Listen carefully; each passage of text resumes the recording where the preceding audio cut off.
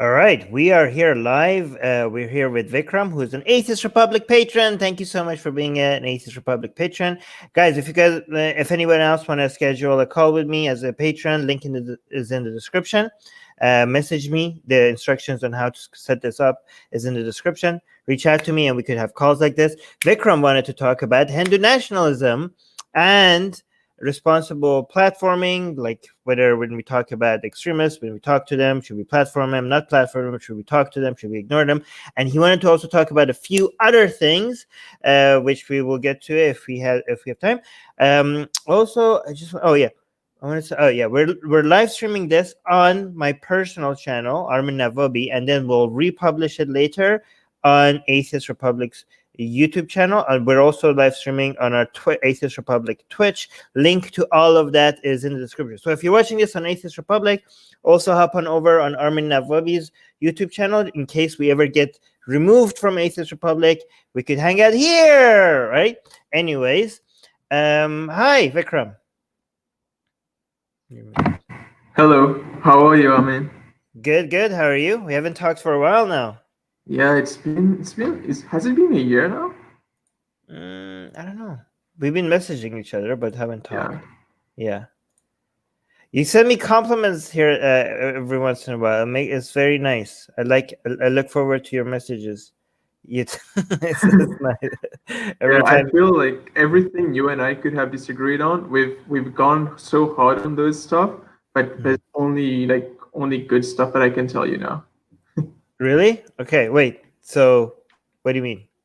Like every big issue you and I, not an issue, but like every disagreements we've had in the past, like we've gone so hard on those topics that everything else that remains is only stuff we agree on or stuff that I kind of think you did great on.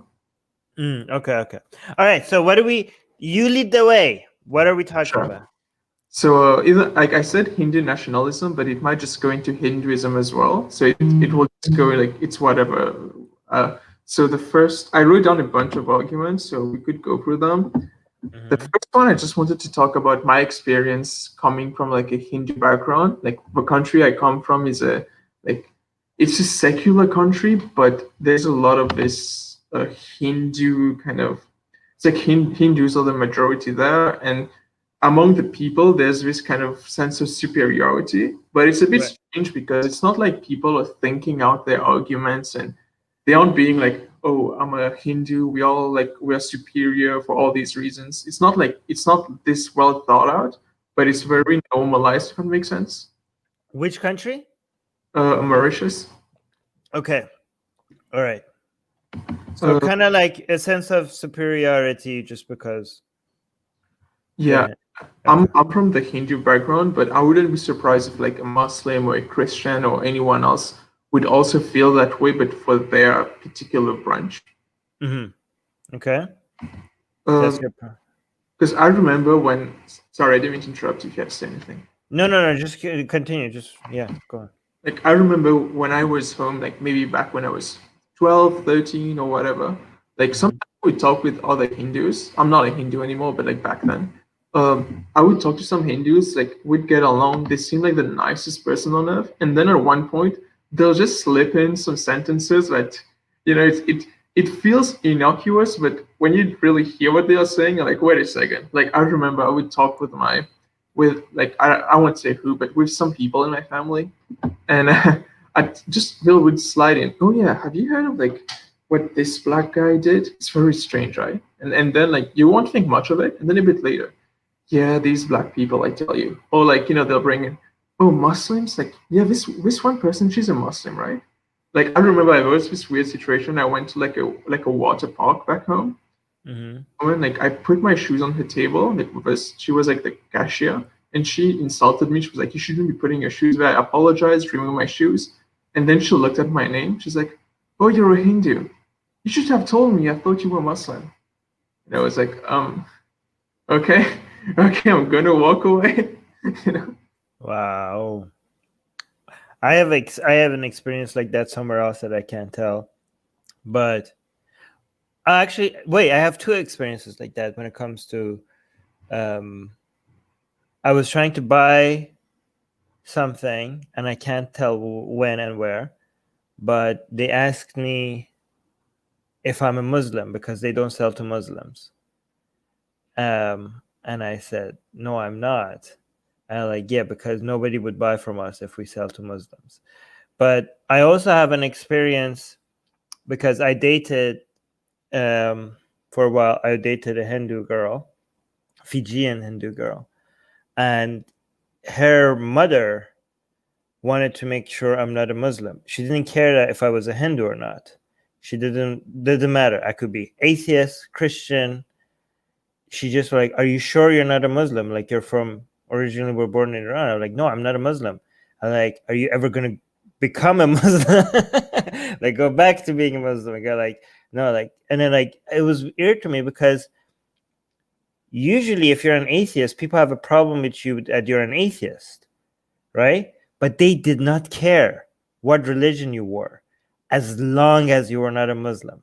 Like, all of them, Hindu, Christian, atheist, Buddhist, nothing. We could be Satanist, didn't care, just not a Muslim. My daughter, they're like, my daughter shouldn't be dating a Muslim.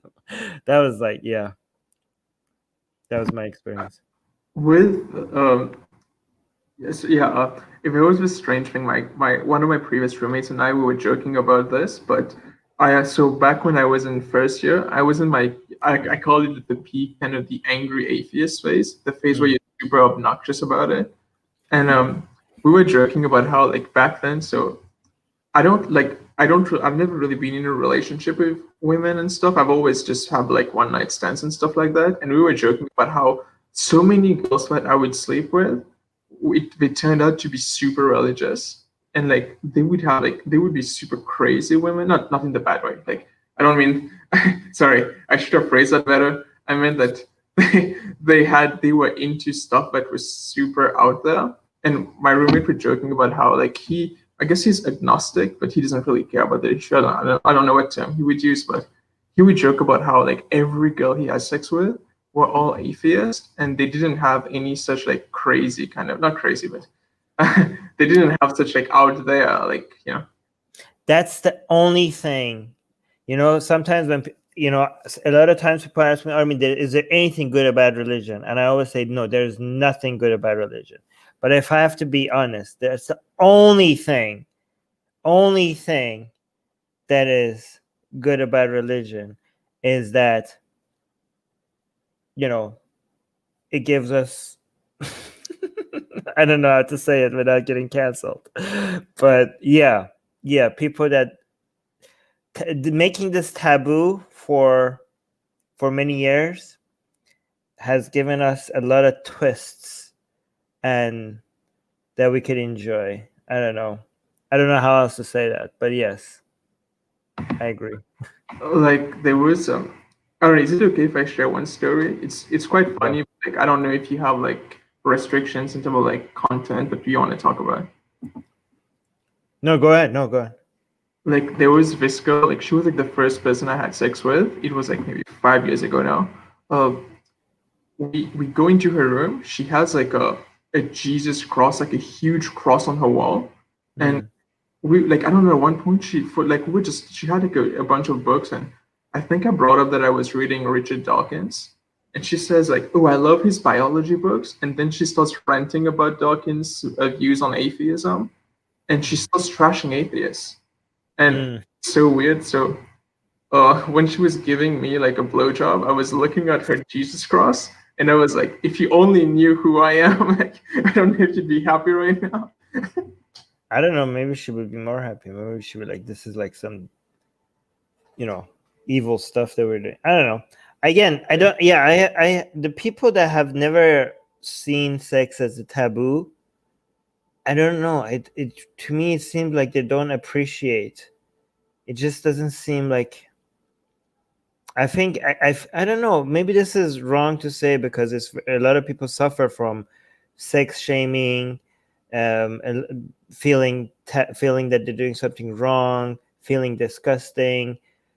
But sometimes I feel like maybe all those years of suffering we go through is worth it, because it becomes, when we actually get liberated from it, I feel like we enjoy it a lot more than people that never saw it. But the people who never saw it as anything bad or something to be ashamed of, they just like treat it like, oh yeah, like just like having a meal or something, right? And I feel like we who went through all the sex negativity and the shaming, I think we appreciate it in a way that people who never had that can. It's the same thing with freedom, I think, right? This is a similarity between sex and freedom, right? People who are all born under in countries where freedom of expression was always a thing, they don't appreciate the rights that they have. They don't understand that how unique and special it is for them to be able to just say whatever they want and express themselves and be openly who they want to be. They don't appreciate that, right? The people like us who came from places where you couldn't say that and now are here, we know how important it is to protect these rights, right? So I think like, yeah, I mean, it's very similar. Yeah, just to bring it back to the topic of Hinduism, like I remember that It's okay, don't worry. It's a joke. It's a joke. Sorry. Yeah, I was talking with my mom about it, and she would often share with me how my grandfather, so like her father, like how he would have a thing he would love like trashing astrology, and sometimes he would have like Jehovah Witnesses who would knock on his door. He would bring them in his place, and he would just start debating them. So my mom was saying when she saw me go through my phase in atheism when I was just arguing with people like all the time about it, she was like, I reminded her of her father who would bring in Christians to debate them, and he would like he I think he believed in like a form of Hinduism that was considered more progressive, not progressive politically progressive, but progressive in terms of like they didn't believe as many crazy things as other Hindus did. Mm. Sorry, I just read the. Yeah, don't worry. I'll just highlight them. Don't Sure. you continue saying what you're saying. I'm highlighting some of the comments. And that's something I wanted to talk to you about. So I was listening to. Wait, can I actually respond to some of these comments because people are misunderstanding me? Sony's saying, so is Armin saying that sex is too open? If sex is too open, it loses its speciality? No. Some Adam is saying, turns out Armin still has some conservatism in him. He turned bashful when guest talked about his sex. No, guys, you guys are completely no. I think sex should be open as possible could be. There should be no taboos. There should be no shame. I just think that the people that went through the shaming, through the demonization, and through all the self-disgust, I think we just have a better appreciation for how good it is for sex, for the lack of sex negativity, for the openness, for there not being any shaming. I think like we enjoy it a little bit more because we know how bad it is when you don't have that, right? So I think it should be like this. I just think like we enjoy it more, right? Just because like if I'm starving to death and all of a sudden you put a lot of food in front of me and I enjoy it more than any meal that I ever had in my life, that doesn't mean that, oh, this was such a great experience, we should starve people close to death so that they could enjoy food like this. No, that's not what I'm saying. I think people should have access to food. Just because I feel like I enjoyed this more than anyone else could enjoy a meal, that doesn't mean that everybody should go through the experience of being starved to death just to have this pleasure. Anyways, go, Vikram. But so when I was talking with my mom about it, like I started figuring out even as a kid that that whenever some people would use like religious arguments in general conversations, a lot of time those people don't really believe in those arguments. It's just an excuse they use. Like what they believe in is something that's deeper, and the arguments is just like a shield to protect whatever they believe in. Like for example, there's a celebration called Diwali, and my mom would always say that we only cook certain specific Indian sweets for Diwali, and we never cook them before because when we cook it, first we give it to the god and then we eat it. But for some reason, she only like we were only able to give those sweets to God for Diwali. I hated everything about Diwali except the sweets because all we do is eat them. Eventually, so I left religion, and my mom's not really like yeah, she is whatever she is, but she's not too into religion anymore. So I was talking to her about it. I was like, listen, we're not. I wasn't thinking grade 12 at that point. We're not really religious anymore. We can just cook those sweets whenever we want. And then she told me like, hey, the reason that I told you that is because those sweets take so much time to make that I didn't want to do them more than once a year, just because like I didn't want to go through the hassle of it. Oh, that's a clever. Oh, that's clever. I was like, Oh, what? Like this whole time, like I've been waiting like for a whole year just for that one time. That's like, son, I have to tell you something. Yeah, sure. That is such a fun. That's good. Like, Mom, we're not religious anymore. We can have these sweets anytime we want. Like, son, I have to tell you something. That's good. That's good. That's a good story. Okay. And so that's I said this as a joke, but to bring it to more serious stuff now, that's why I feel like debating theists is ultimately pointless because they don't like if you debunk each argument they make, all they'll do is that they'll come up with a different argument.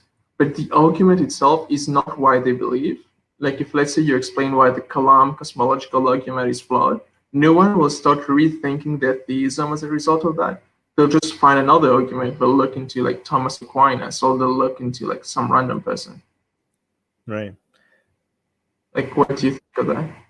No, I mean, honestly, I think the arguments for the existence of God, if you look at them, if you remove all the philosophical fluff around them, they're so childishly stupid that the only way to make them seem intelligent is to confuse the reader by dressing them up in seemingly nuanced and like using uncommon vocabulary and complicated sentence structure to make something so dumb and so basic seem somehow intelligent. But they are, once you remove all that dressing, what you're left with is so pathetically and obviously dumb that it's amazing.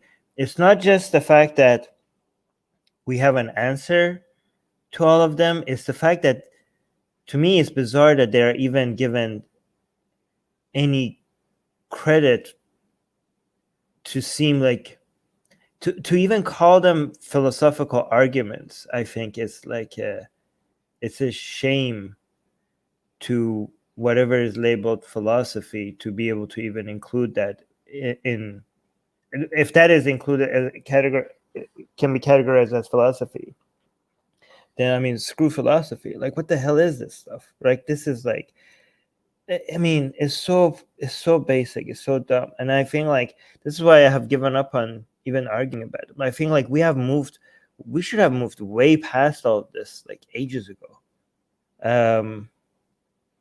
And I think like constantly debating them is giving them more credit than they deserve. I don't know. What do you think? Yeah. Oh, I don't know. I'm only speaking from my experience. So everything I'm saying, if I say anything wrong, it's just like what I learned and what I know. So I might just be completely wrong here. But one thing also that sorry, when I was saying this, I forgot my train of thought. We were talking about yeah, the arguments and why it's not that important. I feel like, to me at least, before I got into like reading Dawkins and Hitchens and Harris and Matt Dillahunty, which like Matt Dillahunty is the only one when it comes to atheist debates that I still watch. Is like probably my favorite, and maybe like Cosmic Skeptics a bit, but I don't know. Matt Dillahunty is like my favorite. But one thing that for me at least, is that none of these arguments ever convinced me to be an atheist. I had become an atheist first, and then I had looked into like a online atheism. Like I feel I shared that story with you, but when I was 15, I think I was 14. I went to like this lake where we would pray with my mom, and I would. I think I looked at the lake, and I was kind of. I think I told myself like, I don't know if this god we're praying to exists. Like it might, but I'm not sure. So I guess, but I didn't know that I'm agnostic, but that's probably what I was. And then a year later, so I was 15 or 16, I went to the same lake to pray with my mom. And like I wasn't like I didn't do the like that thing. And my mom just like she kind of slapped me on the shoulders, not strongly, but like she just tapped me on the shoulders and she was like, "You should be praying right now, like pray." So I just closed my eyes. Then I opened my eyes. I looked to my left, to the left. I see my mom, like she closed her eyes and she's praying. So I put my hands back down, and I was like, "Yeah, no, this is nonsense. There is no God. Like I've been wasting my time these last like 16 years." Like, and I told my mom this story. Like she just burst out laughing every time because she also didn't really believe in that stuff, but it was a cultural thing. So every year she would just pretend, but she thought that I believed in it. So she was pretending for me while I was pretending for her. You know how that's so much more common than people realize. Like there are so many families that there's like I've read so many coming out stories, and there are a lot of times when somebody like comes out to their brother or to their family, and they're like, you know, they're like, you guys, I have to tell you, I don't believe in God. And sometimes they get shocked, like, you know, like you don't believe in God? Like, yeah. Like, I don't believe in God. I was doing it for you. And like, what, you were doing it for me? I was doing it for you.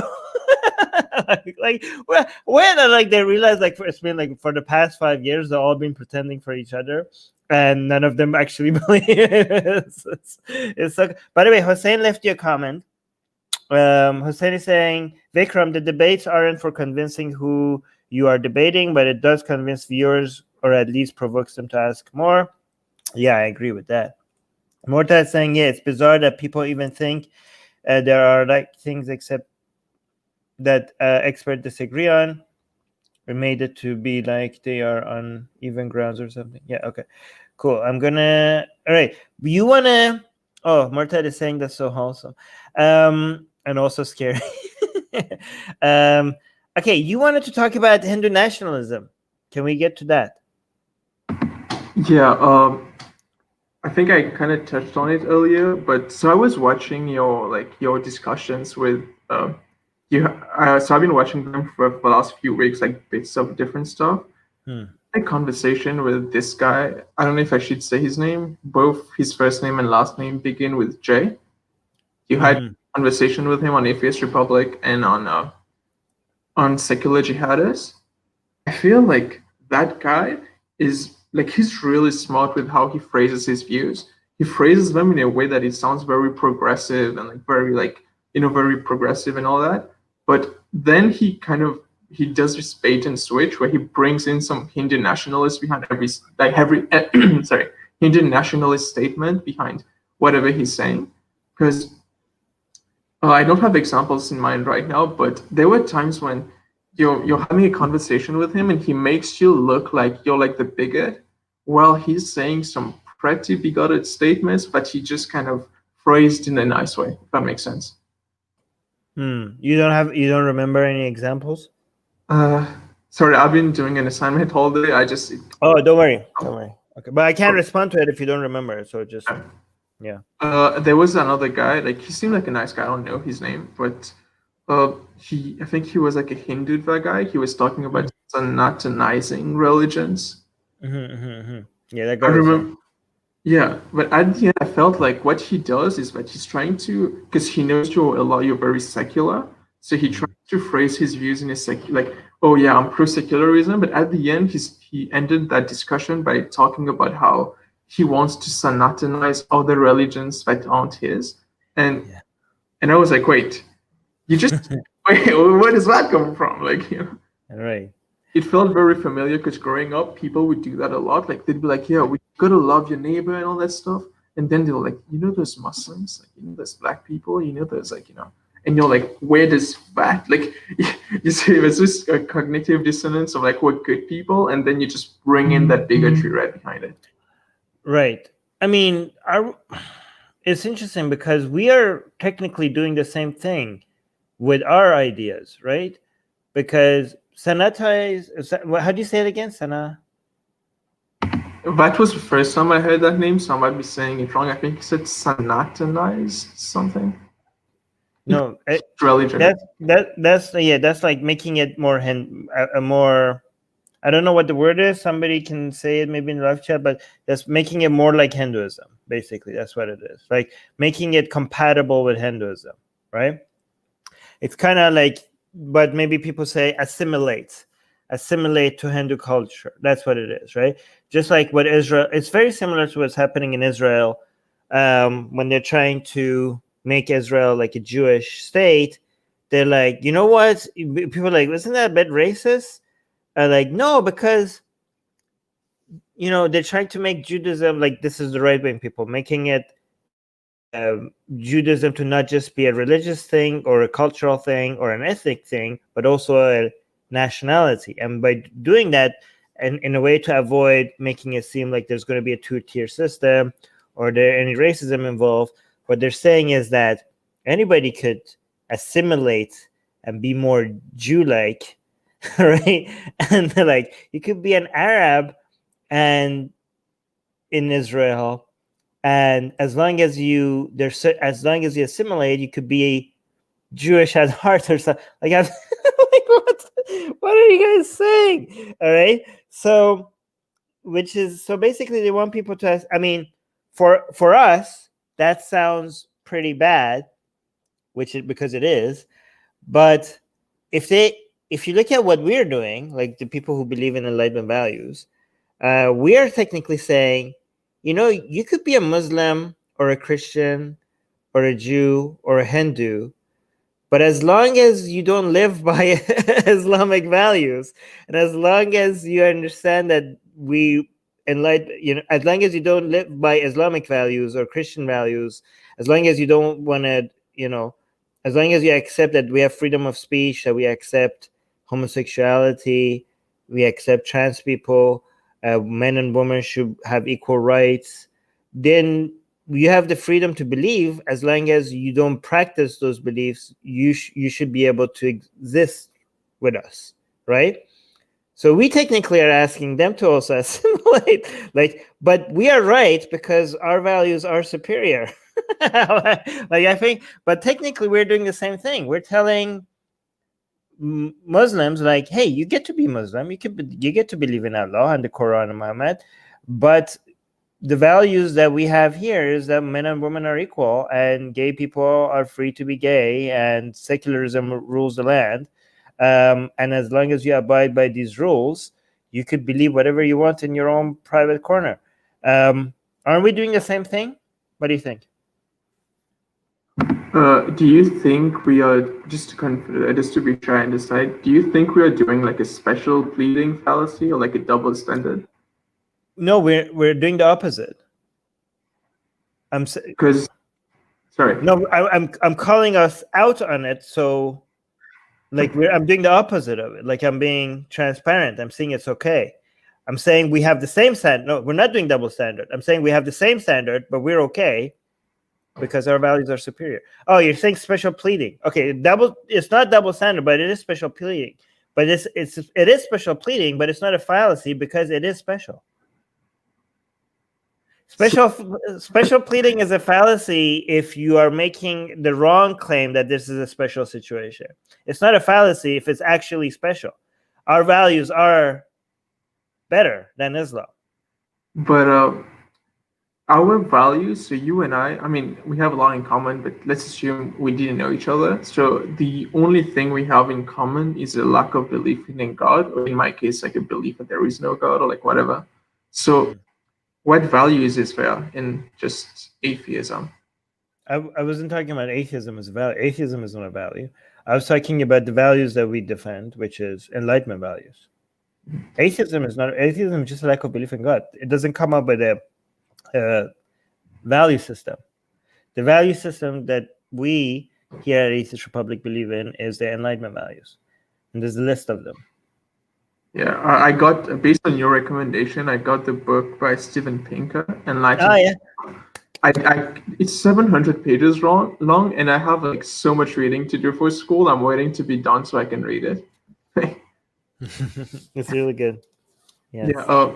To answer I don't think we're making a special pleading, because I feel like if to be a special pleading fallacy, it would maybe not fallacy, but to be a special pleading, we would have to be bringing them to atheism, which isn't what we're doing. We're just like stating that, because it's like a difference between a normative claim and a descriptive claim. Like we are saying that our we're not really like, sorry, I think they are making a claim that's descriptive about reality, while we're making a claim about what's normative when it comes to values. If that makes sense.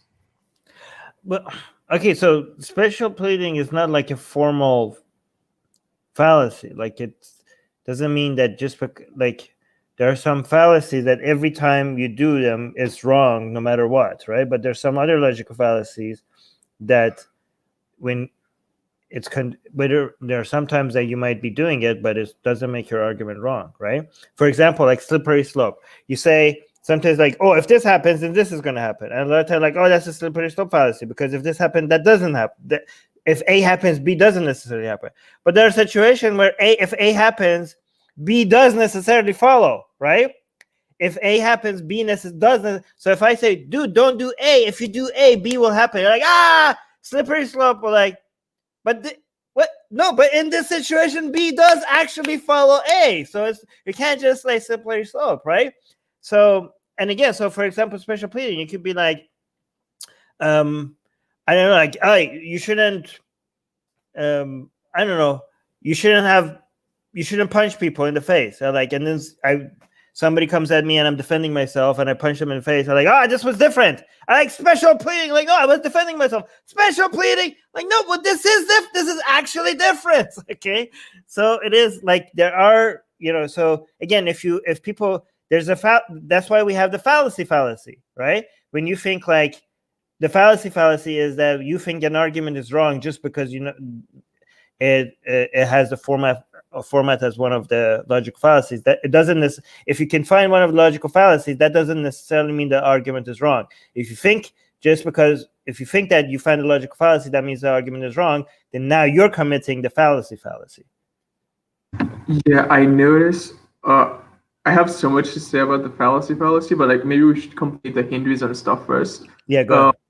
There was this weird thing when I told people I'm an atheist, where like especially with Hindus, where they'll tell me things like, "Oh, you can't leave Hinduism. Hinduism is not a religion; it's a way of life. It's a philosophy."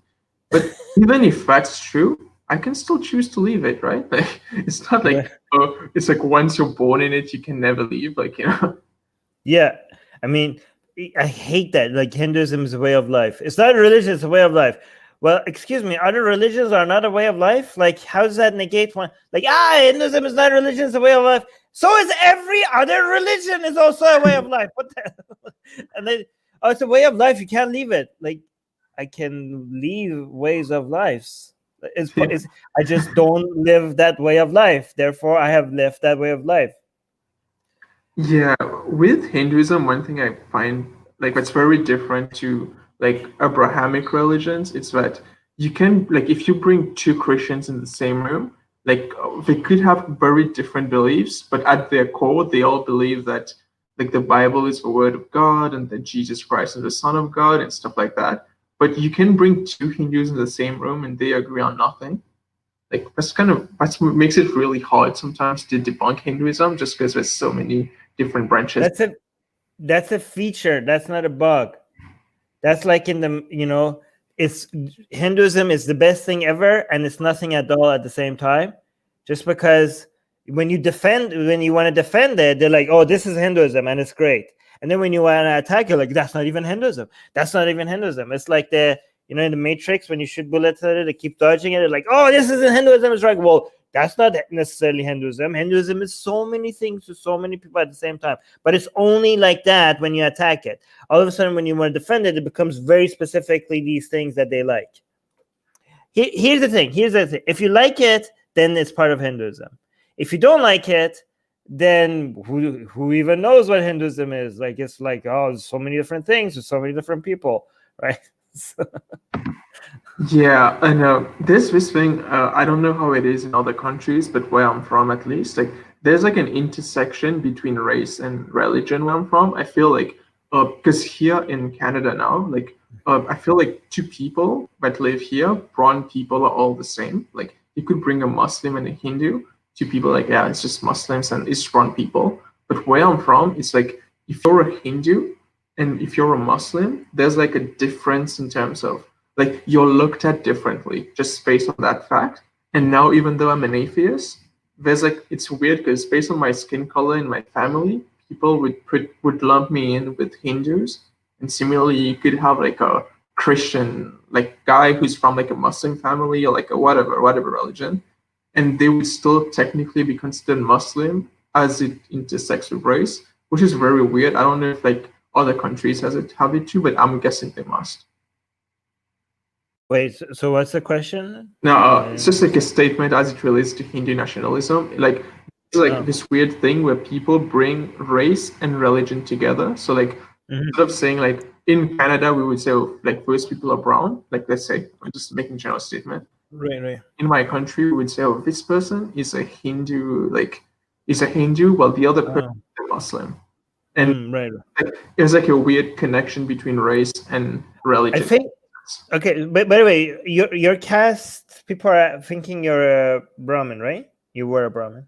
No, I was the lowest one. I don't know. I don't know the terms, but whatever is the lowest.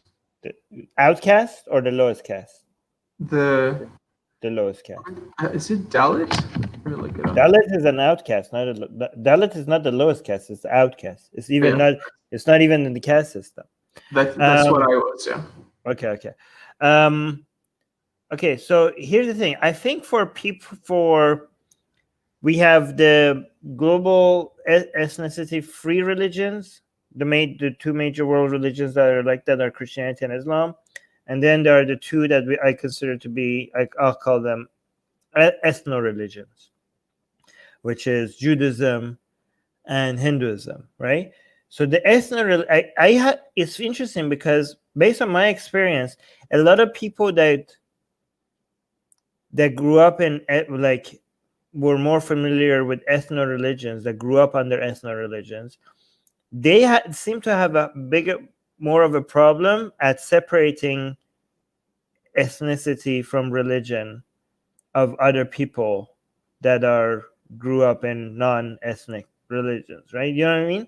Like I feel like, except maybe some white people who think Christianity is a white thing for some reason, they also get confused. But because a lot of, for example, Hindus consider Hinduism, their religion, to be in their blood, so they can't separate their religion because their religion is for a specific ethnicity. Their mind cannot comprehend that being different for other people. So they see their religion as part of their DNA.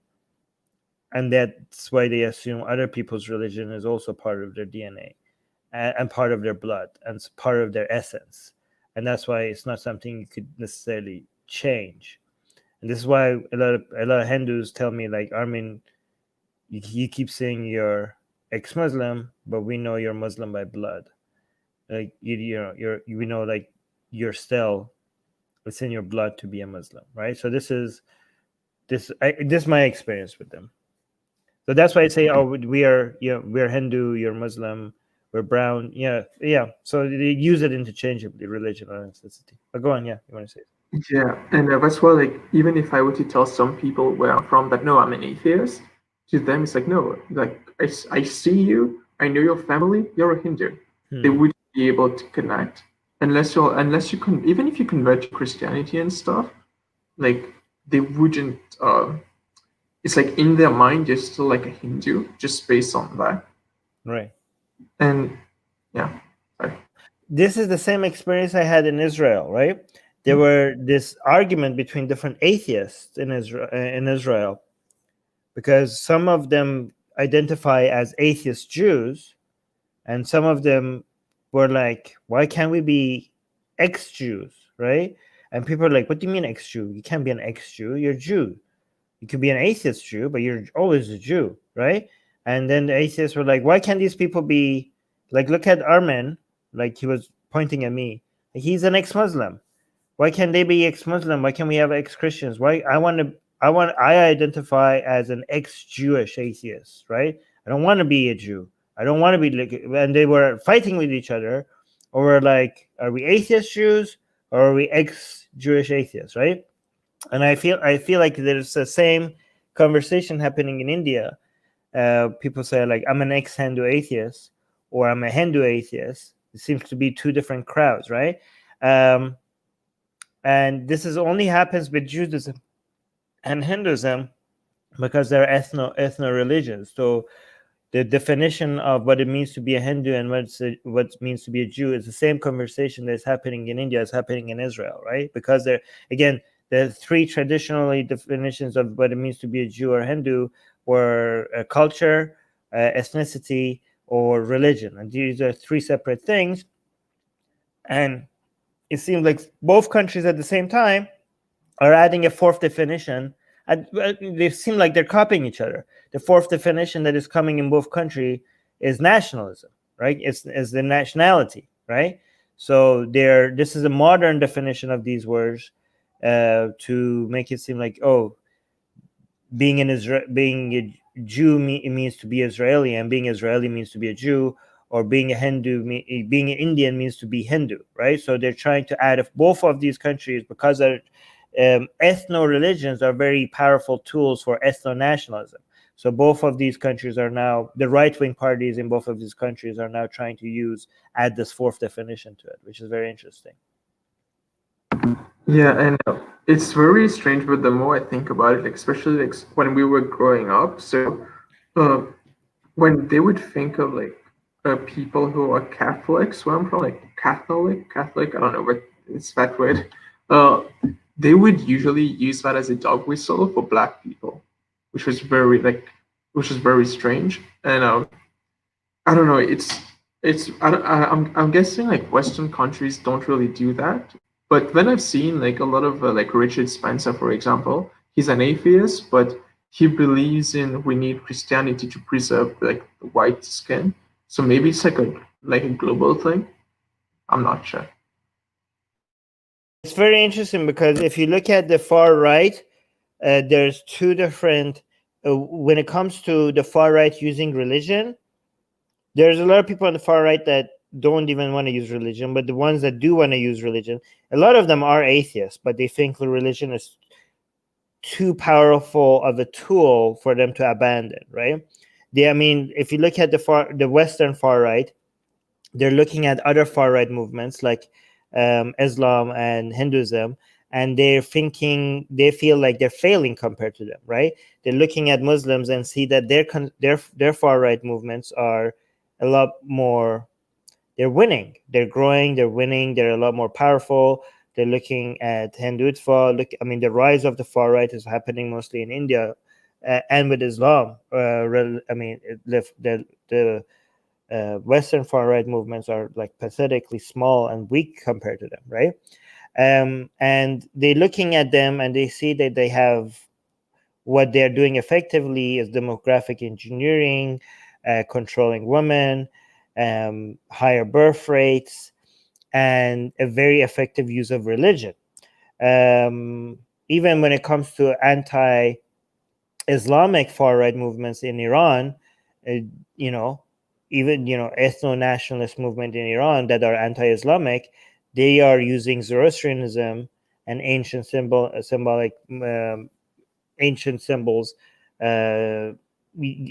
to grow and find solidarity, right? And if you look at white far right movements, they don't have that. They don't have that because Christianity, everybody it's very interesting because Christianity came from the people that they hate the most, right? It came from Jewish people, and this has caused a division between them because some of them want to use it because they know religion is such a powerful tool. A lot of them want to use it, like, look, this is the white man's religion, we could use it. And the other half is like, no, this is like a conspiracy, this is like it's a Jewish thing, it came from Judaism, and that's what we hate the most. Like, this is a conspiracy. Like, how are we falling for this? Of course we shouldn't be even touching this, right? And that's why some of them are trying to use Norse mythology symbolism, because that was definitely a white man's religion, right? They were going back to the Viking symbology. This is why the pagans who are actually originally part of these pagan movement, religions, they hate that, which is very interesting, because if you look at the pagans in Europe who actually believe in Norse mythology and that's like part of their heritage, they hate the fact that some far right groups are now using their symbolism as a way to grow their movement, which is exactly what's happening in Iran, because the people who are born Zoroastrians and Zoroastrianism is part of their religion and culture, they're now noticing that a lot of ethno-nationalists are now jumping on Zoroastrian symbolism to grow their movement and use it as a political tool. And they don't want anything to do with that. I mean, they already are getting a lot of prosecution from the government for just being non-Muslim. And now if their if their religion and symbols are used as a political tool against Islam, they're going to feel like a lot more backlash than they were even getting before. So they were like trying to distance themselves from it as much as possible. But it's very interesting how similar things happen in different parts of the planet, independent from each other and in a very similar way. Yeah, there is an argument that I know like Destiny made it, but I think he made it in his conversation with you. But it's something that I don't really get it myself. When like Destiny talked about, I think Sean Carroll talked about it too. But he said that, sorry, I'm trying to phrase it right. He said that even if we don't believe, there is something in religion that unites people together, and atheism has yet to really find a replacement for that. Like, but he believes that in the future, and I think Sean Carroll believes that too, we will find like a secular way of uniting people in a way that doesn't require believing in some like imaginary sky thing. Wait, he's saying he's saying eventually we will find something like that under secularism? I think I don't know if he said we will. I think he said he hopes we will, because by what I understand, like that's like the failure of secularism that people usually bring up, that we haven't found a good replacement, and with the religions, we lose that community building. So let me address that, because this annoys the hell out of me when people say that, when they say atheism doesn't offer this, atheism doesn't offer that, as if it's supposed to offer anything other than the answer to one goddamn question, right? For example, if you ask me like, hey Armin, is it true that 2 + 2 is 5? And I'm like, no. And they're like, well, your answer to this question, your no answer to my question, doesn't suck my dick. It doesn't offer me that. I was like, well, it's not supposed to. You asked me a question, and the answer to that question was no. I was like, well, I wish this answer did more than just a no. I wish it would suck my dick as well for me. Like, I wish it did that for me. I'm like, well, it's not gonna, okay? You asked me a question, and that's the answer, right? So I don't understand when people say like, hey, well, is there a God? Is there a conscious creator of universe? I was like, no, there's no evidence for that. I was like, well, this doesn't give me this. It doesn't provide community. It doesn't provide symbolism. It doesn't give me hope. It doesn't give me a meaning to life. It doesn't provide me spirituality. It doesn't give me confidence. Like, what the hell? What did you expect from you asked the question, is there evidence for the existence of God? And the answer is no. What you want all of those things, well, you're not going to get that from the answer to this question. You go get that somewhere else. Let me give you another example. Okay, here's a better example, right? Let's say I get insurance, right, for my house. Okay, and then my house burns down, and I go and ask the insurance for money, and I realize it was a fraud, and they are like, as soon as my house burned down, they completely ignore everything. No responses to my messages, phone call, nothing. I was caught. Okay, and now Vikram, you going there? You're trying to get insurance for your house, and I noticed you're going for the same company, and I'm going to tell you like, Vikram, this is a fraud. Don't go with this company. This is a lie. don't buy insurance from them. And then you come to me like, oh, they don't. Okay, then Armin, you give me insurance. I'm like, what the fuck? I'm not an insurance company. Go find insurance somewhere else. Like, no, you're telling me that this is a fraud, so you should give me insurance. Like, I don't have insurance for you. I'm just telling you that this is not it. You go do research, go find somewhere else, insurance somewhere else. I'm just telling you that this is not it. So when we come, this is basically what the atheist movement and the atheist activism is supposed to do. We're telling people this is not a good source of meaning. This is not a good source of community. This does not provide the answers that you want. And they're like, okay, you telling us that this is not the answers we want, then you should give us the answer. Like, well, maybe I can, but maybe I can't. Your response, now that you know that this doesn't provide you the meaning, the community, the purpose, all those things that you were looking, the sense of spirituality, the sense of belonging to a higher cause or whatever, all those desires, those needs that are there, I'm telling you that this is not it.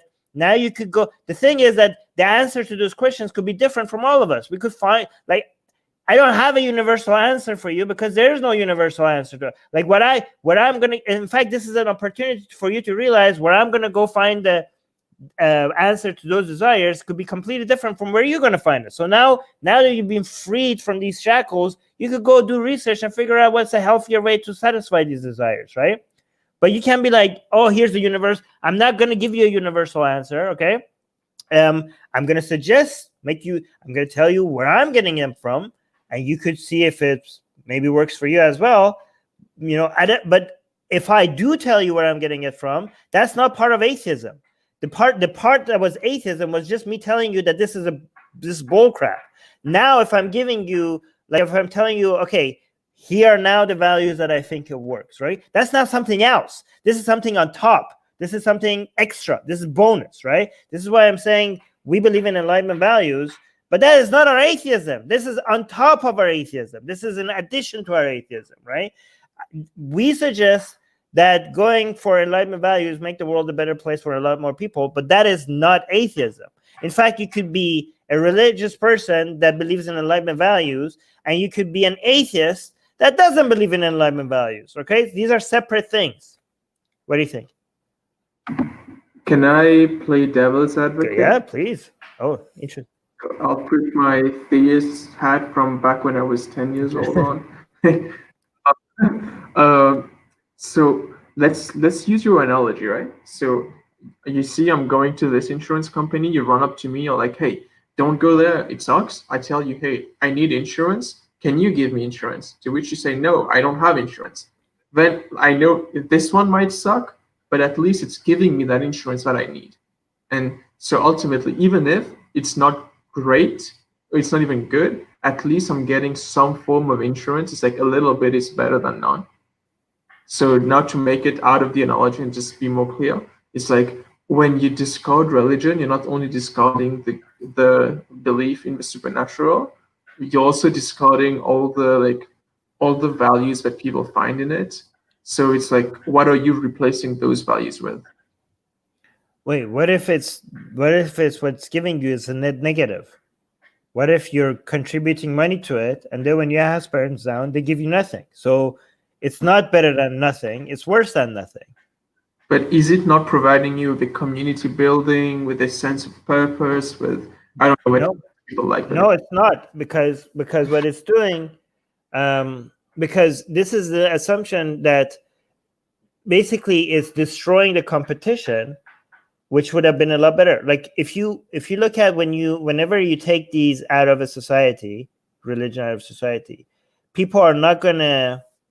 You don't get the situation where people don't have a sense of community. They don't have like if you look at countries where, if you look at, for example, Scandinavian countries, right? Do you think people there are not finding ways to find community, purpose, meaning? Like it gets replaced by something else like this. In fact, what these religions are doing is they're not providing a service that would not be there if they weren't existing. What they're doing is that they're making you believe that you need them for those to satisfy those desires, but they're crushing the competition. either because it's mandated by law or because they have unfair legal and tax privileges that other methods don't get, right? I mean, when you are feeling depressed, you're going talking to a priest that has no idea about anything about psychology. Maybe if you're depressed because, I don't know, you're gay, he's telling you, it's going to tell you that's a sin. I mean, their source of reference is like the Goat Herder's Guide to the Galaxy, ancient books that shouldn't be used for anything other than enjoying mythology, right? They're using that as a reference to come up with answers to things that they have no credentials or business answering to, right? And what they're doing is that they are making you get, not just like, this is a worse situation, like they're giving you bad advice, they're making you waste your time and resources.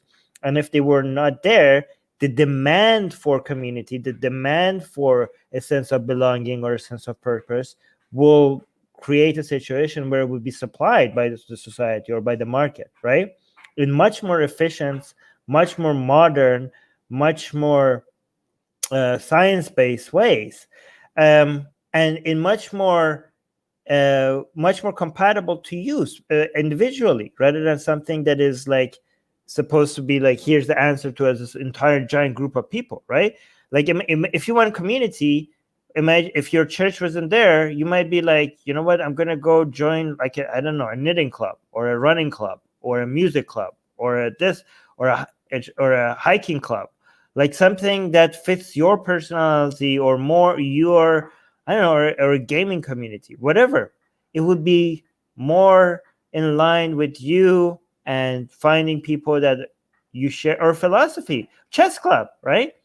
I don't know. You find something that is much more meaningful, much more interesting to you, much more in line with your personality.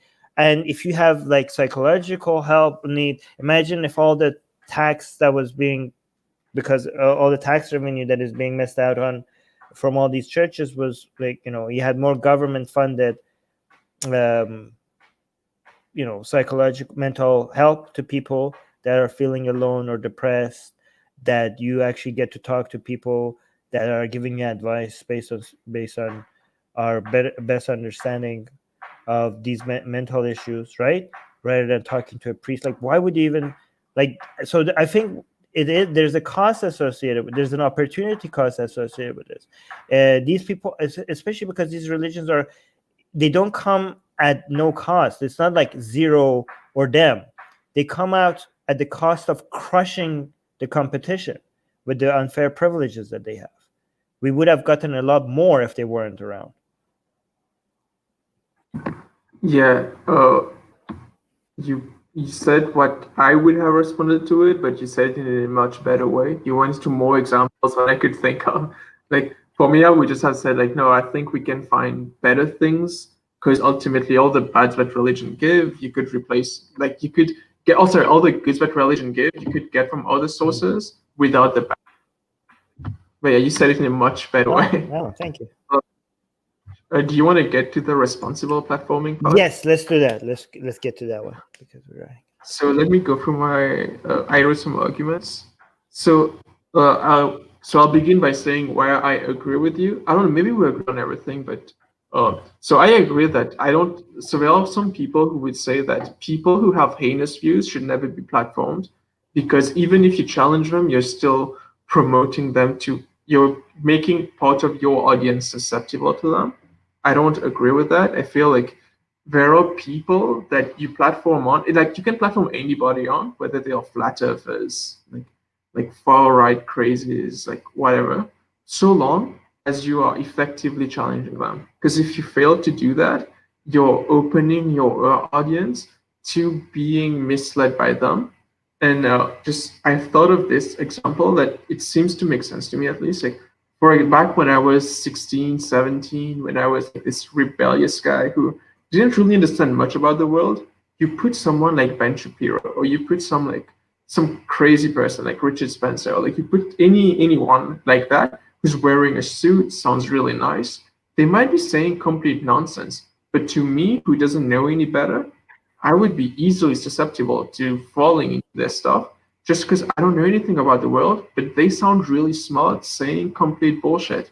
So unless you provide someone else to challenge them and point out how bad their ideas are, it is responsible to platform them.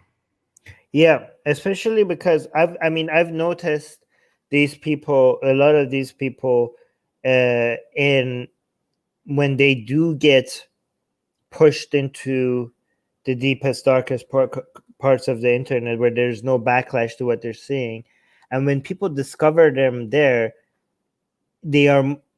I've seen that. I've seen people go from just being curious to all of a sudden agreeing with them after a short period of time, and I've seen the difference between that and when they see the backlash, right? Because of the lack of a backlash to the things that they're saying, I think there's a huge, psychologically also, a lot of people just want to be, they don't want to be on the side that people are pointing and laughing at, right? So a lot of these people, if they were saying the things that they were saying in platforms that had a lot more normal people respond, like a lot more of an audience, a lot more mainstream, just the backlash to them.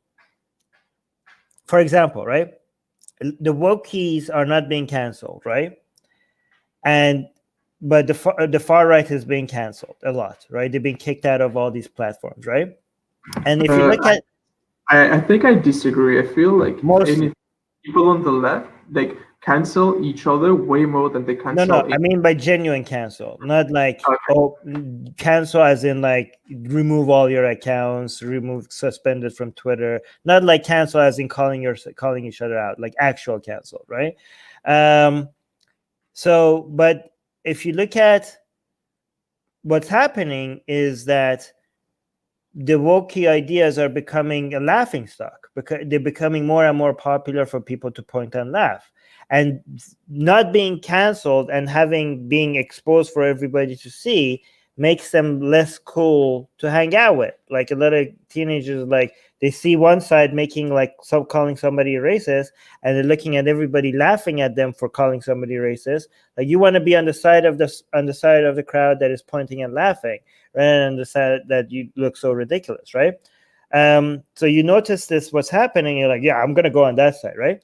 But if you go to these young like teenagers when they discover the far right talking points, they usually discover them on platforms where they're not mainstream. It's not like Facebook, and because they've been kicked out of those places, and they notice these people saying some edgy stuff, but they don't have the backlash. They don't see people like they're not exposed to the people pointing and laughing and saying, oh my god, this is insanely ridiculous. They don't see that anymore. They just only see the far right person making the edgy comment, and they think this is cool, and they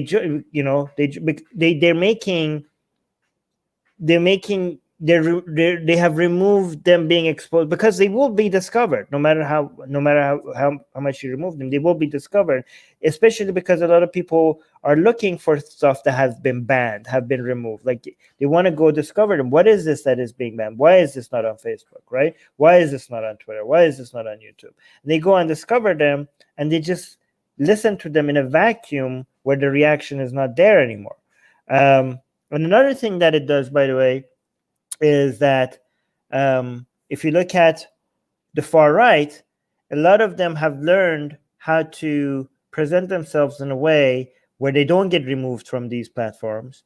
And all you do is that the ones that are not very strategic, they're most insane one of them, right? Because they're not very clever. They are getting removed from all these platforms. And the only ones that are remaining are the ones that know how to talk so effectively, and they're much better at communication, and they stay, and they're still spreading those ideas, but they're spreading them in a lot more clever way. But when you look at, for example, the woke side, where they're not getting canceled and removed from the platform, you got the nuanced ones, the ones that know how to talk academically, but they're surrounded by a lot of screeching wokey not like a lot of people that just makes their entire movement seem insane, they stay on these platforms, right? So most people look at them and look at the entire thing and like, oh my god, you guys are insane. But it's interesting because the far right people, they also have a lot of insane people surrounding the ones that know how to communicate, but a lot of like really, really, really obviously, openly, transparently, explicitly crazy racist takes, for example. But they're not there anymore. So when you look at their movement on mainstream platforms, they look a lot more clean and polished and more nuanced, and they seem a lot more intelligent, right? To a lot of people that are just comparing them, right? Just because it's not that they're not there, it's just that you remove them, you just took away all their crazies, and they now look a lot more intelligent to a teenager that doesn't even know better. Just like, these people are crazy, these people sound sane, right? So that's another side effect that you get from not platforming. I think, yeah. What do you think? Yeah, the argument that I found for platforming that seems to be like, not platforming, sorry, for deplatforming, but seems to be, I guess, what I find to be quite convincing. It's about, if we use the example of Milo Yiannopoulos, back when I was in 2015, my peak anti-SJW phase, Milo was like the big guy. Like, he was roasting Ben Shapiro. He was like demolishing like some students who were super nervous and unprepared to debate him. He was like going on Dave Rubin. He was going everywhere. He was like the big guy. But then Right. people started, like, when the right deplatformed him, essentially his career is over. He had a debate with Destiny where That's different. a lot of himself. He goes around like, he just loses debates nowadays, and he's apparently, like, recently he's been like going hard anti-Trump now, just because he feels like the right has like trashed him or something. I don't know, but yeah, Okay. he's an example of deplatforming working. He's the favorite example of it working because he's one of the only examples working. That's why everybody who wants to come up with the counter, like I say, like, deplatforming usually doesn't work, right? It usually has a lot of negative side effects. It doesn't achieve, and people sometimes like, oh, look at this person, this person, this person. They don't have any the reach that they used to have before. But you have to compare the effect that it had on that specific person, rather compare it to the effect that it has on the movement, because the movement, just because one person is now less relevant than a whole, that doesn't mean the movement as a whole is suffering that much, right? Milo is a favorite example of everybody because he lost everything. Like, he doesn't have a fraction of the reach he used to have.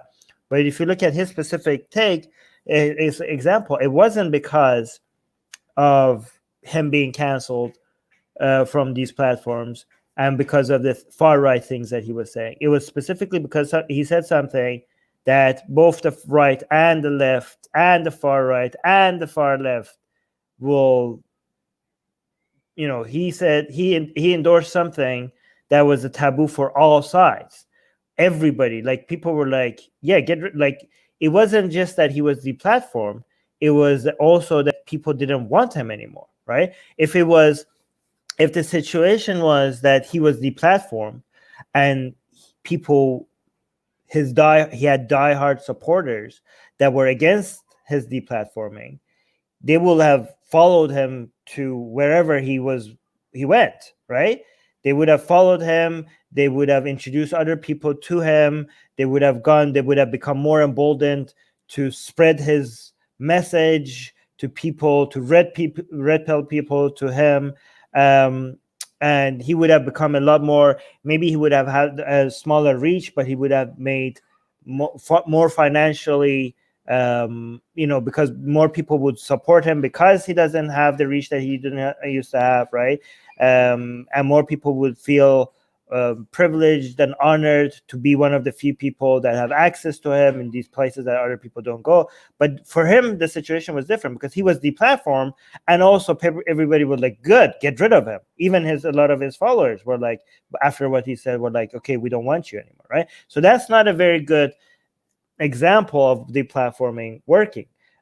If you actually look at it overall, the people that were demanded to be removed, most of them are a lot bigger because of all those demands and all those attempts, right? I mean, how did Ben Shapiro make his career? How did Jordan Peterson become so big? How did, like, all of these people became so big because people were trying to remove them from different platforms, and that's how they got the attention that they got. I mean, even me, for example, right? A lot of people found out about me because my speech at the university was canceled, and then I went on TV and a radio show because of that cancellation. They tried to come after us in Malaysia and tried to close down our consulate in Malaysia, and then we got on the news because of that. They are trying to remove our blasphemous cartoons, and now we became trending. Atheism became trending in India for the first time in history because of that. They're taking our case to the Supreme Court in India because of them trying to. I mean, a lot of people in India discovered Atheist Republic because they were trying to remove us from all these platforms. So, for one example that everybody has, Milo. I mean, for one example like that, I have like so many counter examples for how it backfired instead of working. Yeah.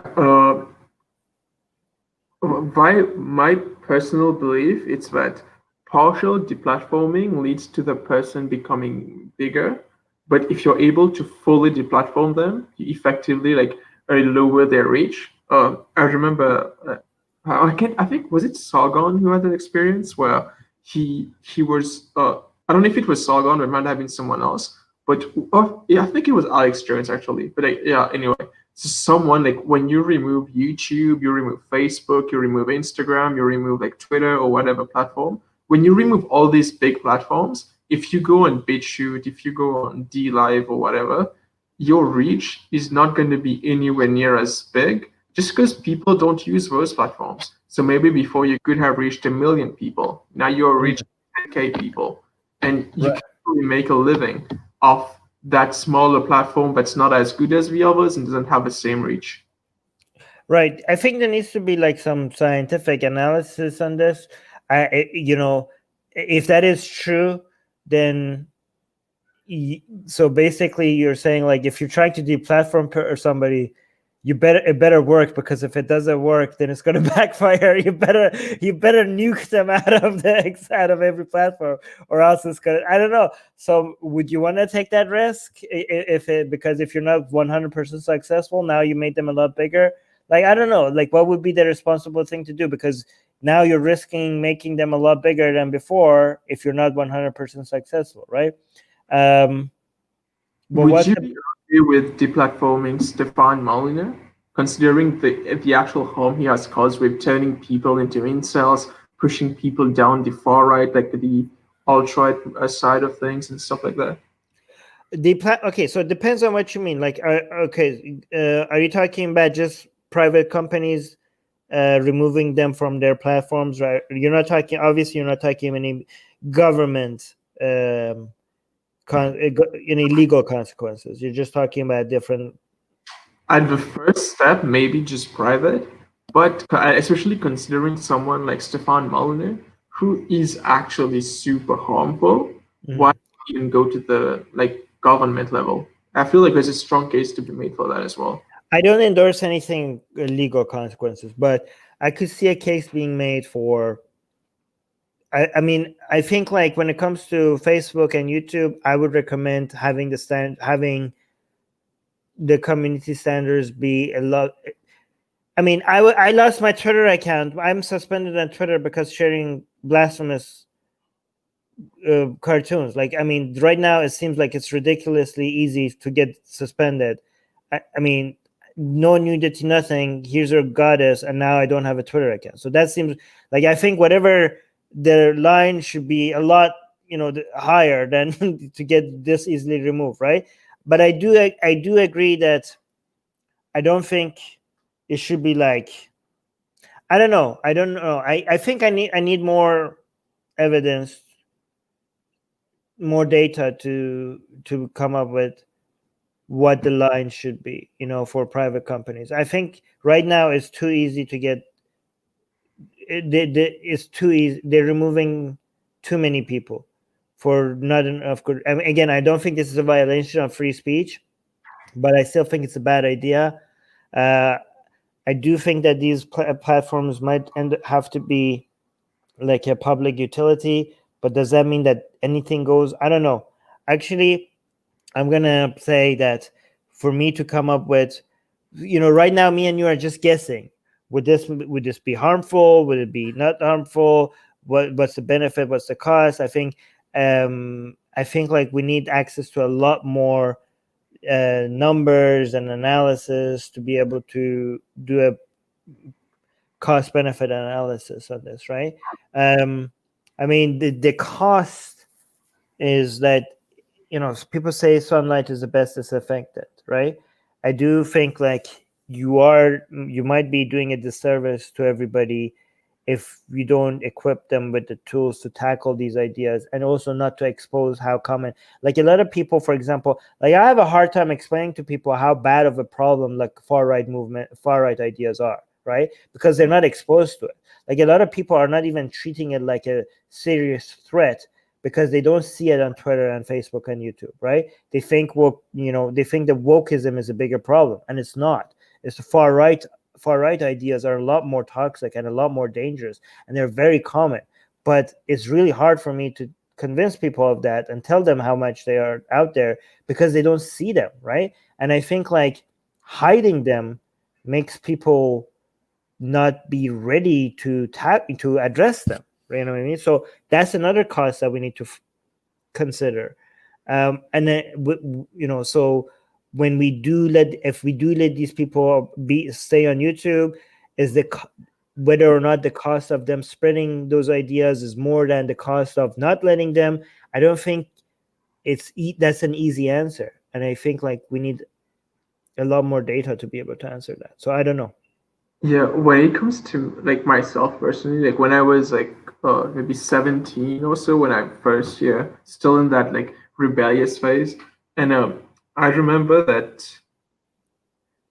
what I don't get that. Oh no, don't worry. That's that people know. I'm just don't worry. You continue. When I was in that kind of peak anti-SJW phase, like for me, when you would ask me what do I think a feminist is, I had no idea what intersectionality. I didn't have no idea about like what kind of misogyny was present in society and stuff like that. To me, my only experience with feminists were what Milo was making fun of, or what Ben Shapiro would be like demolishing using facts and logic. It's only later as I started looking into it more. But I started understanding more what intersectionality is, what kind of like, systemic discrimination and all that stuff are, that I realized that a lot of the things that these people say is just nonsense, but they know how to phrase it and they know how to speak in a way that's appealing to people who just aren't educated on those topics.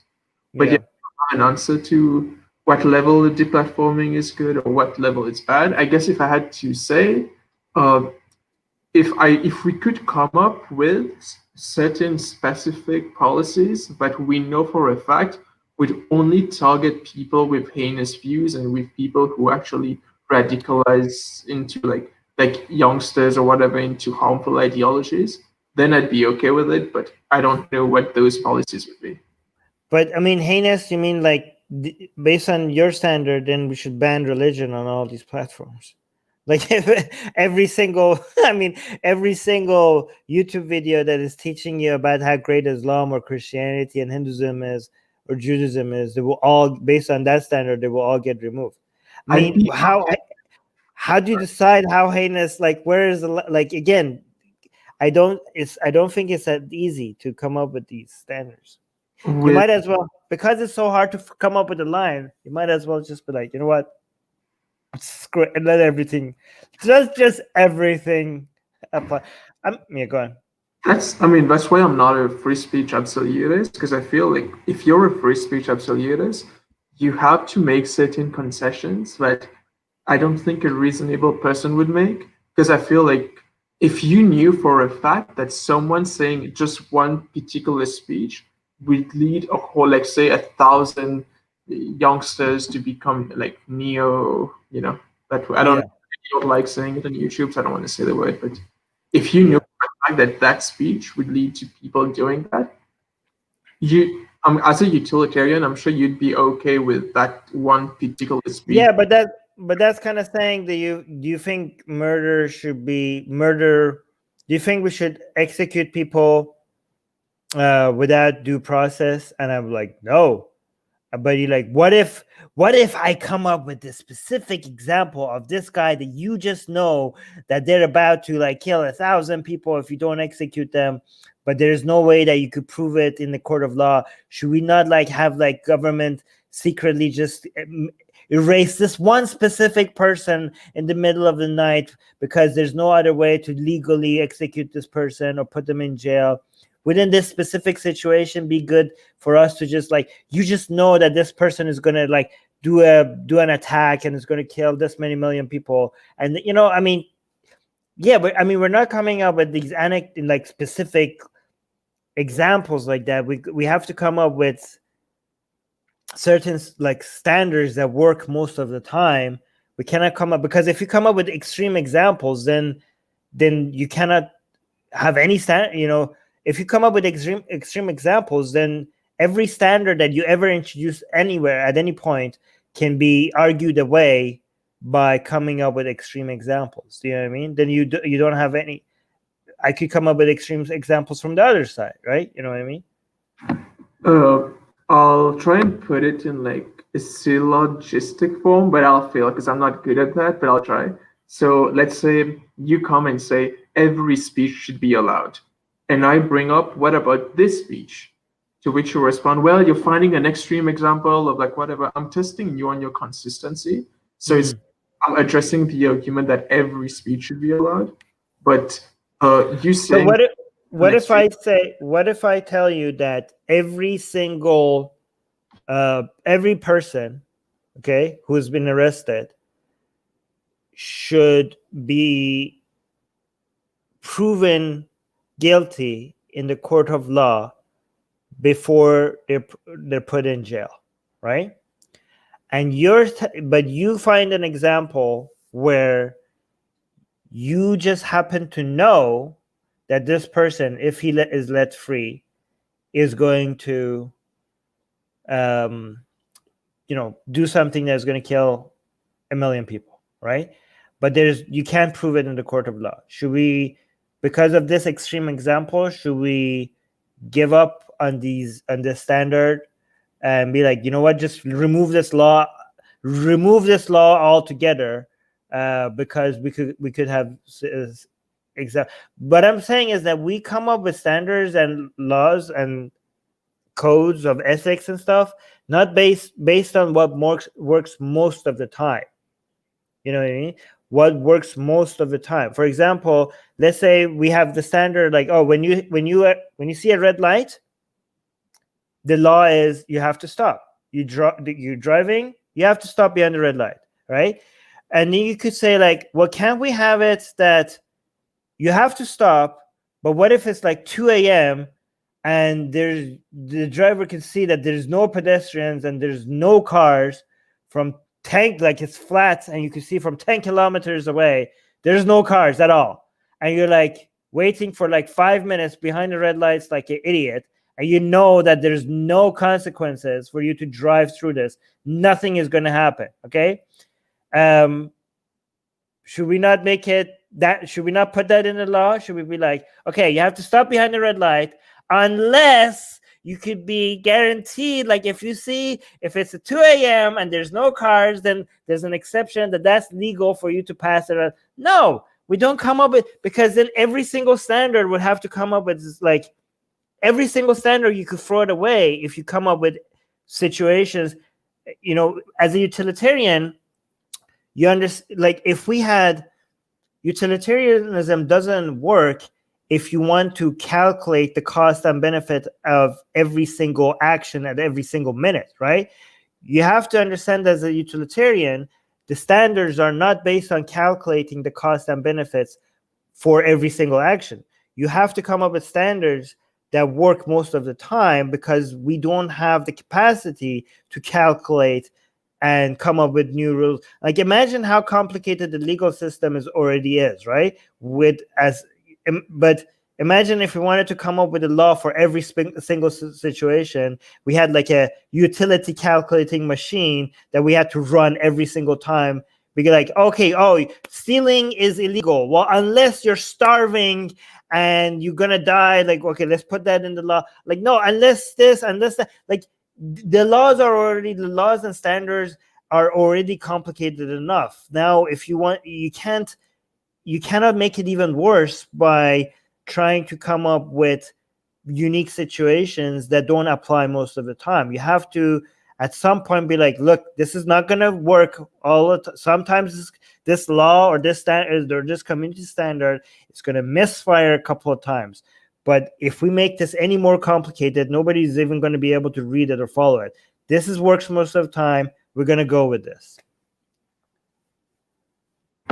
I feel like even in the law, there's always caveats for every law, right? Like, so all the utilitarian would have to do it so that in the majority of cases, this standard should apply, but not like with free speech, for example. I'm very much for free speech, but I'm not a free speech absolutist. So I would say I recognize restrictions to free speech, but in the vast majority of cases, I think we should side with against the censorship or like whatever. That's not a restriction on free speech, though. If you even if I agree that, okay, this person needs to be deplatformed from Facebook, Twitter, or YouTube or whatever, that's not a violation of anyone's free speech, as long as it's not made to be illegal. That's censorship. And in general, I'm not an anti-censorship absolutist. You know, even if I am close to a free speech absolutist, me being in favor of censorship at sometimes, that doesn't make that censorship is not always a violation of free speech, especially if it's if I was like anti-censorship absolutist, then I would be like, oh yeah, like you're having a dinner with your family and then somebody just crashes in and then just jumps on your dinner table and starts reading the Communist Manifesto, and you're like, dude, get the hell out. We're like, no, this is censorship. Like, dude, this is my house. I don't want you to be reading the Communist Manifesto in my house to my family. Get the hell out of my house. This is my house. You're like, nope.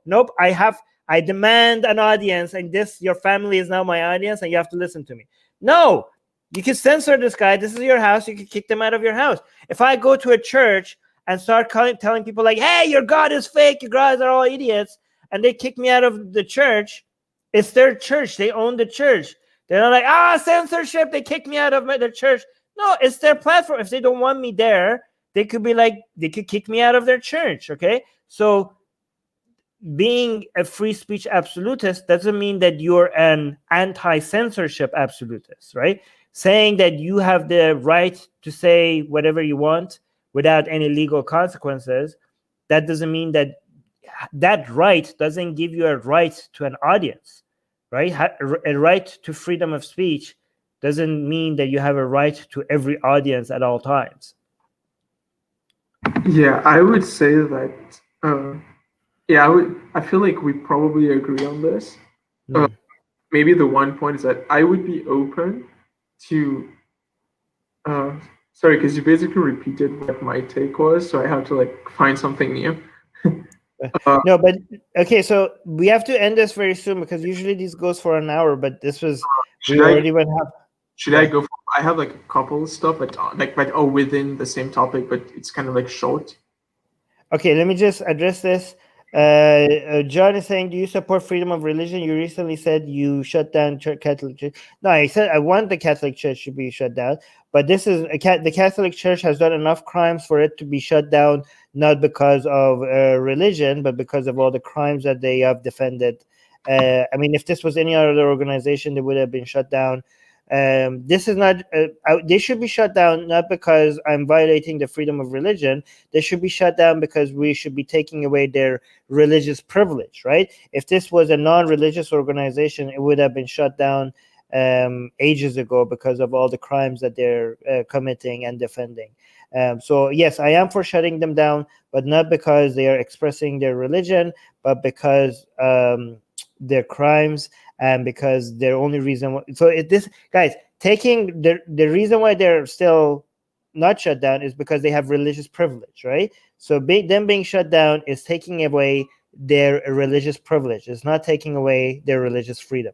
But anyway, yeah, let's quickly go through these because Yeah, it's not that big. One thing that I kind of wonder, yeah, I'm not making any claim here. It's just something I think I don't know what the answer is.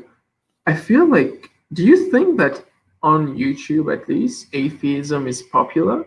Because I kind of noticed that back in 2015, every atheist YouTuber became anti-SJW, and nowadays every atheist YouTuber is becoming a progressive, like a progressive. I don't think it is. I think I've noticed a lot of them having more nuanced takes than before. It used to be like anti-SJW or S progressive. Now I think some of them are like, you know what? I am more careful with my anti-SJW ness. Like maybe there's some progressive. There's some I see the point of some of the other side, and some people that are progressive, they're coming more nuanced. They're like, okay, I see how we could go. I see how some people on my side could be a little bit ridiculous. So I feel like both some of the people that were anti SJW and some of the people that were SJW themselves. I don't think people use that term anymore, right? They use woke or progressive. I feel like they're being a little bit more careful with the things that they want to endorse. Like I don't know, I see a lot of progressives that are saying like, yeah, I guess people are being racist. It's possible to be racist against white people, and we should probably cut that out.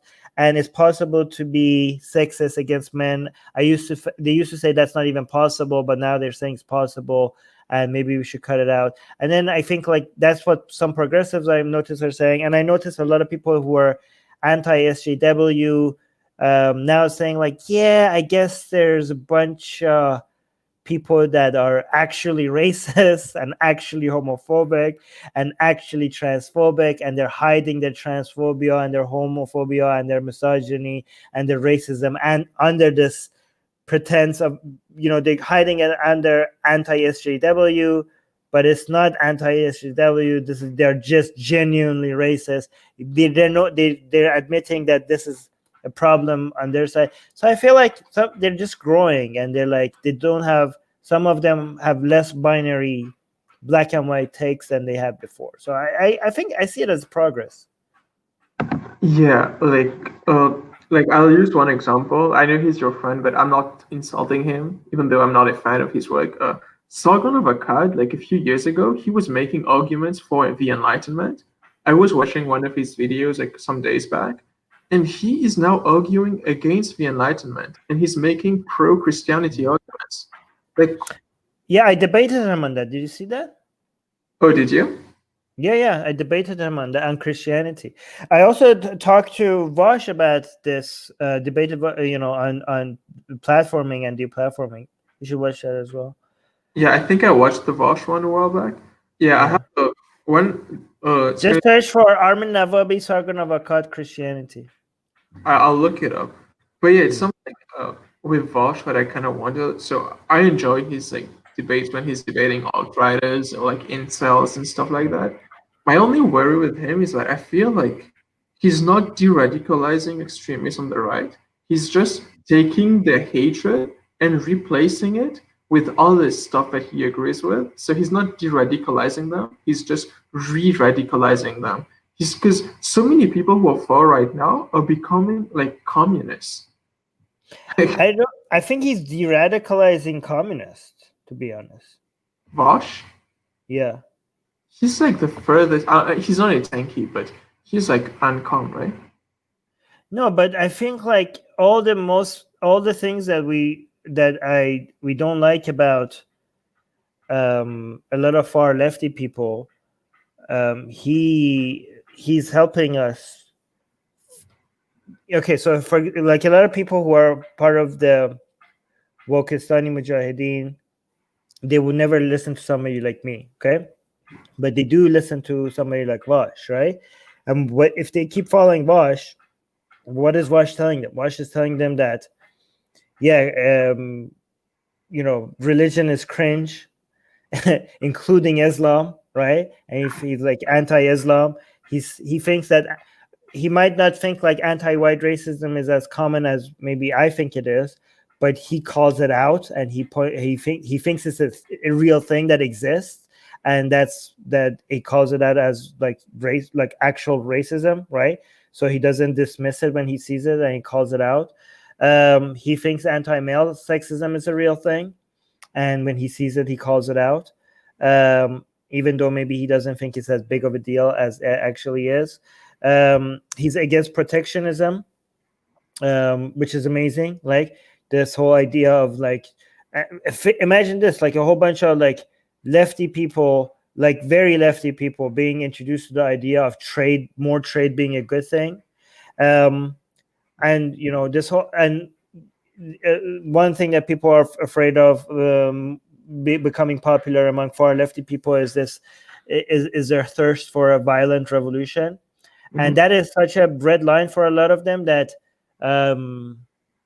that I think anybody that wants to make sure that they have an audience with them, that if you take away the hope in the revolution away from them, they will completely abandon you, right? This is kind of like their, Muslims have their end of times, Hindus have their version, Christians have their versions, and I think like a lot of communists have this one wishing for the revolution. That's the thing that they cling to the most. So you can't really take that away from them. But I think what Vosh does with them is tell them that now it's not the time, right? The conditions are not met.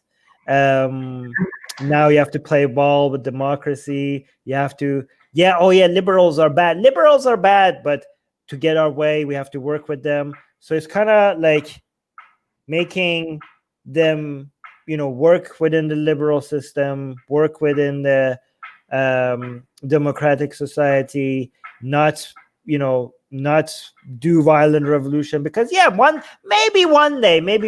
Okay, so like just post that hope for like some future that nobody knows when it's going to happen. It's going to happen one day, maybe within not, like just put that somewhere that they could just wish for it, but it's never going to actually happen. But right now they're going to encourage them more to work.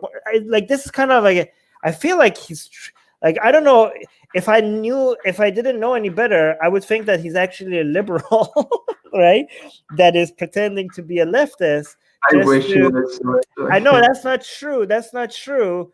Like he is a genuine leftist, not a liberal. But if somebody was an actual liberal who wanted to pretend to be a leftist, to like make all of these crazy communists work within a liberal system, Vosh would be it, right? Like this is what you would do. You would do what Vosh is doing. So I think he's having a major de-radicalization effect on a lot of people on the left. So yeah, that's fair. And like the last point I wanted to bring up, it's nothing serious, it's something I've been thinking about.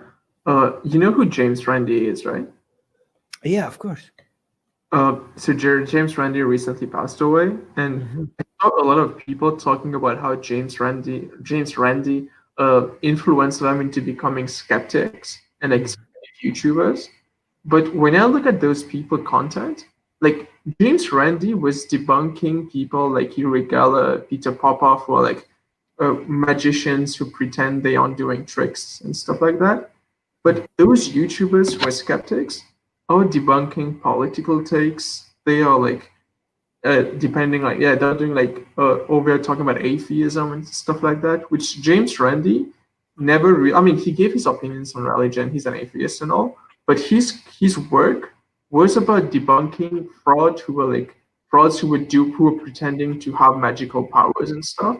But none of the skeptic YouTubers that I know, other than maybe Nate Talks to You or like Jeff Holiday, other than these two, and maybe Thunderfoot, but Thunderfoot is kind of sketchy sometimes with his obsession on Anita Sarkeesian. But other than him, other than these few people, few others are actually doing skepticism. They just do politics. I think let me see who's doing skepticism well. Rationality Rules is good. Unfortunately, he just recently came out with a video that said that YouTube, say that, yeah, that YouTube is now doesn't like if you want to tackle conspiracy theories, YouTube will consider you as spreading conspiracy theories because YouTube's algorithm is dumb, and so it's not worth it anymore for him to tackle conspiracy theories. But I think Rationality Rules would have been the best alternative to that right now. Do you know who's like the best one I've seen? There's a guy called Potholer54. Have you heard of him? No. But I seriously need to go because now that's all I was going to say. Okay, I just want to highlight this crazy. This is so crazy that it's beautiful. Okay, so Animax Element saying Iranians think they are Europeans. No, actually, Iranians used to clean toilets of Vedic Indians, and then they left to West because they got more toilet cleaning jobs in Babylon. Oh god, this is what the fuck is that? This is probably, if I would guess, is that this is like a Hindutva person that I don't know that doesn't like Persian people, and he's coming with his version of history. Okay, it's just so beautiful how much crazy. It's just I don't know. Morta to say, oh my god, yes, I don't know what that's referring to. I think maybe Rationality Rules. Oh no, okay, so Hindutva Power saying my dad's a big fan of Sadhguru. Hold on. If you don't understand Hinduism or Sanatana Dharma, watch Sadhguru. Oh my god, watch Sadhguru, otherwise you might waste all your 7 births without even knowing the truth. Wow. We have Hindutva Power. Don't worry, we watch Sadhguru a lot on Atheist Republic. He's a great source of comedy. That guy is ridiculously stupid, and his points are okay. Hindutva Power. The fact that you think Sadhguru is a source of wisdom makes me know everything I need to know about you. What? Yeah. One thing about your videos on Sadhguru was Potholer54. Where one thing that so your videos about Sadhguru was that my dad told me, like, I know you're an atheist and all now, but watch Sadhguru. He has like atheistic content because he says that he doesn't opine on whether gods exist or not. I showed my mom some of what you said about him, and my mom was like, yeah, Sadhguru is a moron. Sadhguru is a moron, yeah. I mean, technically, he's a genius that takes advantage of morons, though. But we do a lot of live streams on Sadhguru. It's just so much. Oh my god! Whenever we want to have a laugh, we'll do a live stream on Sadhguru. Anyways, I really have to go. Nature calls. But this was very interesting, very fun. I like it. Yeah, I like. Yeah, it was really fun. Thank you for having me on. Yeah. And again, guys, if you guys want to schedule a call with me, there's a link for it in the description. Just says schedule a call with Armin. And what else? Oh yeah, subscribe right now. And if you're watching this on Atheist Republic, subscribe to my personal channel where we stream this. Link in the description. Or you could just follow us on Twitch, which all of our live streams, whether if it's on Armin Navabi channel or the Atheist Republic channel, we always try to stream on Twitch if Twitch allows us. So follow us on Twitch as well. And Vikram, did you want to tell people anything? Closing remarks, just short. Not really. I don't do, like, I'm a private person, but okay, cool. All right, guys, thank you for everybody here. And Ghostman is saying love everyone. This person is saying wait, I can't wait. I have to go. All right, talk to you guys later. Bye. Hold on, 1 second.